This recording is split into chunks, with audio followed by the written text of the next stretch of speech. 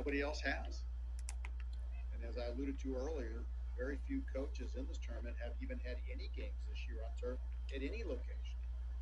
Fisted to second base. Turf. So it's not like there's not real grass. It's not real dirt. Pitches out of They're saying, trouble in the fourth. A scoreless fourth inning for Chattanooga, and we go to the fifth in a tied game. It's kind of interesting.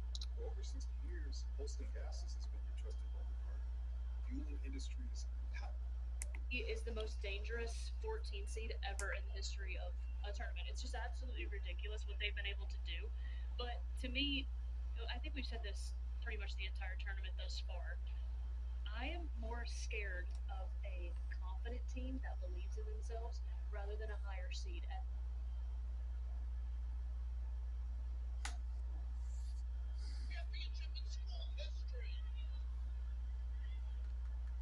And the Metro Atlantic Athletic Conference. Look at this.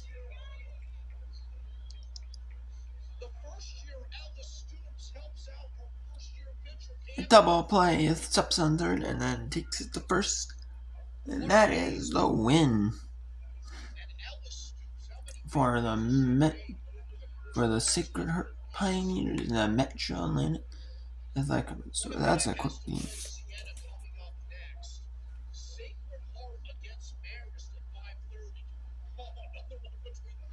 And at 12:30 Eastern, you're gonna have Sacred. You're gonna have Quinnipiac take on Siena. Iona will take on Fairfield at 3 Eastern, and at 5:30 Eastern, Sacred Pioneers have to take on the Marist Red Foxes.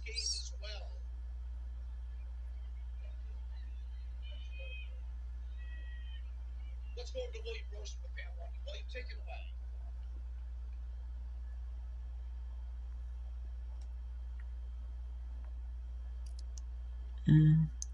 Can I go?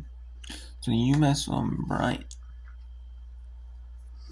It's supposed to be underway at 11 a.m. Eastern. I wonder if that. I don't know what hasn't got underway yet. That hasn't got underway yet. Let's see, is there a rain delay in that? At the American East Championships.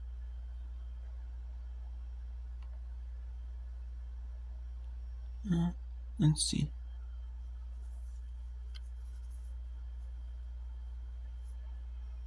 No.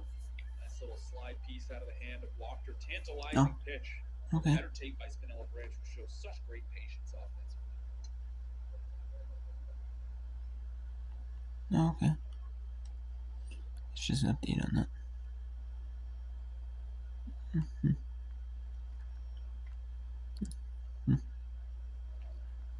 Anyways.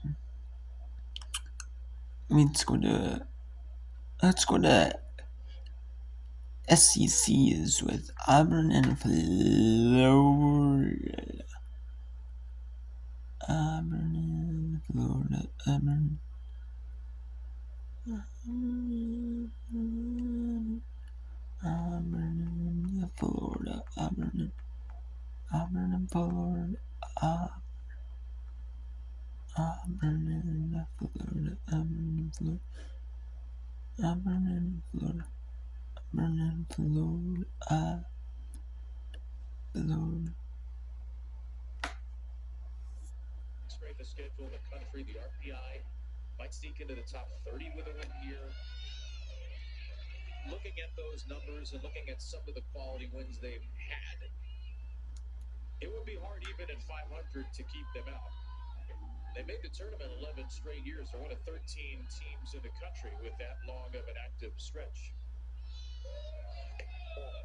Alyssa Hastings, meanwhile, has been allergic to strikes. She's seen 8 pitches, all of them balls. Those are the only 2 walks for Keegan Rothrock today. And now Michaela Walker, as Auburn has 2 runners on for the first time in the same inning.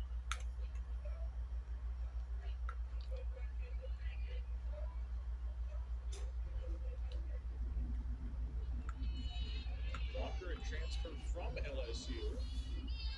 First ball up.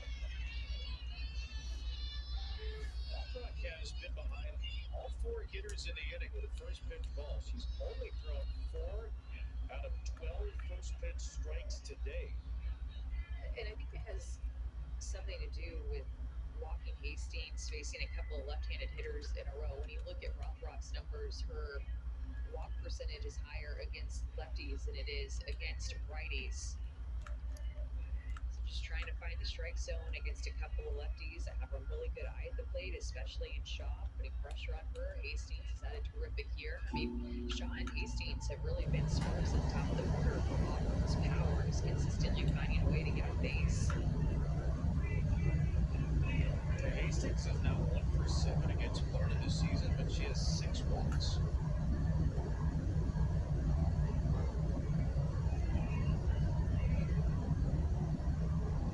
It's been such a workhorse this season, pitching nearly half of Florida's innings, third highest percentage of any pitcher on a major conference team.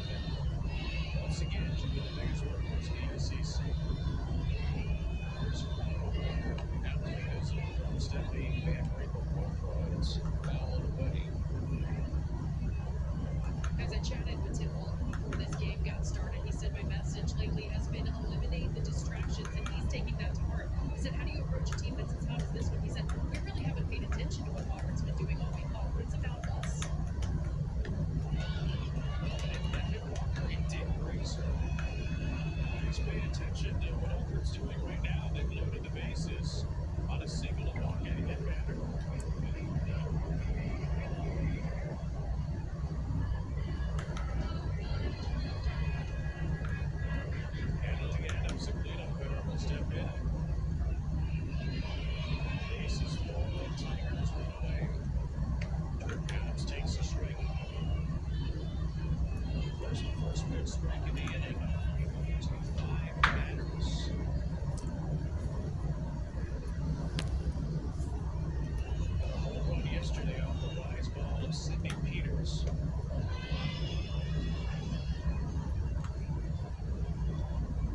Has seen her power numbers dip this year. Her slugging percentage down 168 points, but she did have that one yesterday. She does have 7 on the year. 1-1 coming. It's just back to the infield and sort of trying to turn a double play here and get out of the inning. See Cody landing laying back for him. This is a clutch moment for Auburn here. Ricky and Rothrock. And for both Stevens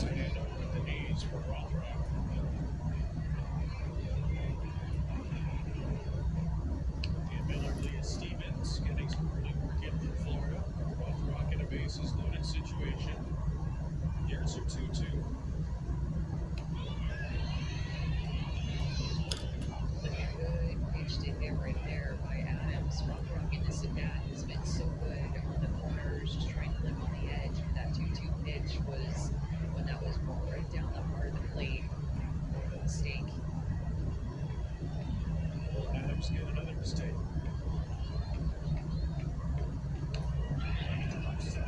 yes, that is a perfect pitch. That's gonna be a 2 RBI double. No, a 3 RBI double. And on the throw in air, and advance to third.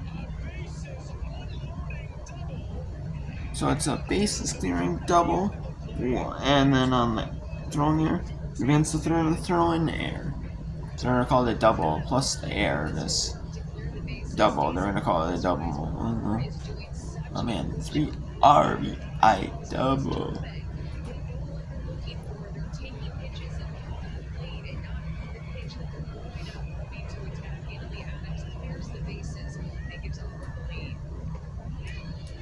It's a 3-run double. She advances to third on Taylor Shoemaker's second error of the year. And it is 4-1 Auburn. With a runner at third now because of the error and only 1 out. Emily Womack, who's forward.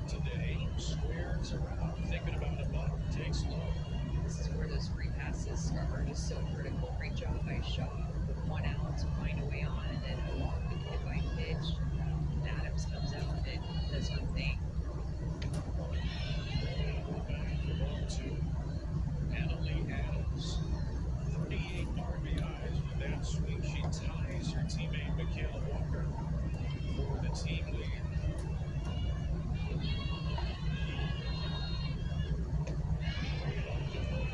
You can tell because she hit that rise ball with a home run in the second inning. They're trying to work the ball in the zone and the sit down and see if she will chase. But Keegan's going to have to come with a strike here, likely going to go to that rise ball to find it.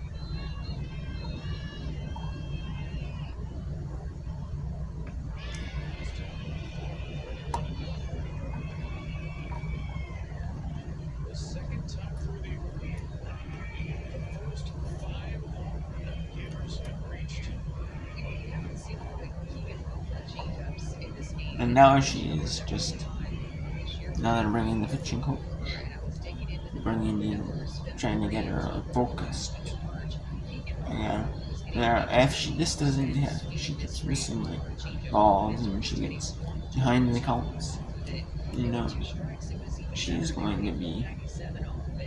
But since April and May, that swing and miss rate has been cut in half, and opponents hitting 270 off of her changeup. It's just Made her excel early on this year. Made her rise ball look even better, even faster up in the eye. That changeup was diving down, but that changeup has just kind of gone away in April and May. The pitch runner here from Auburn, Georgia Lessman, comes in at third after the walk. First at the away from Destiny Rodriguez. 3 already across in the inning for Auburn. Rodriguez puts one in the air to right. Lessman, the pinch runner, tags for third. That's gonna be 5-1. Way down the line and then retreat. A strong throw in by Cassidy McClellan. Fullback moved to second on the play. It's a big second out for the Gators. No. Lessman scoring. It's 2 outs, and the runner can advance from third home.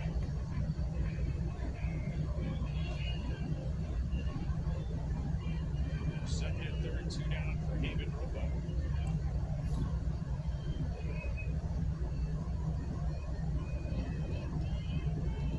Struck out Roebuck the first time.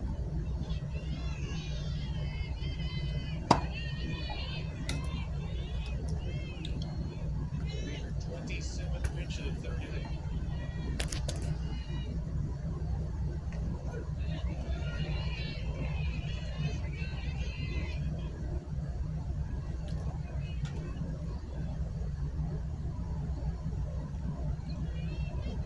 Lessman and Womack are the runners in scoring position.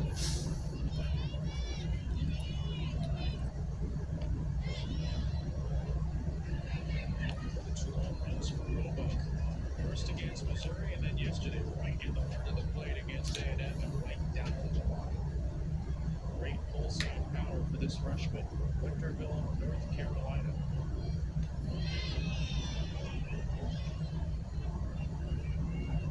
They've just been so good at capitalizing on mistakes and really good 2 outs in this tournament, driving in a lot of 12 RBIs. 2 out RBIs, 21 runs in the tournament. Right in there, Roebuck 2-2.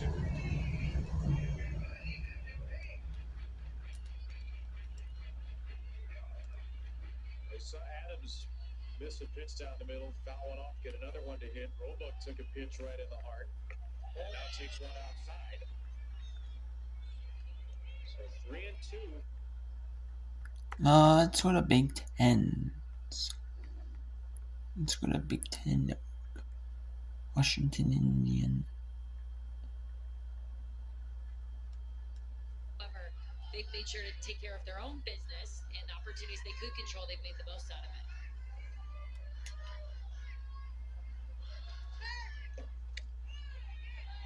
You can only play the teams on your schedule, and an opportunity now in the Big Ten tournament for Indiana to silence some of the critics.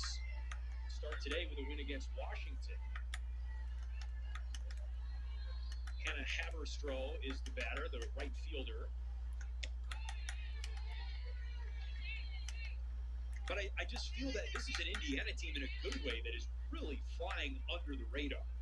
Not getting the headlines that Nebraska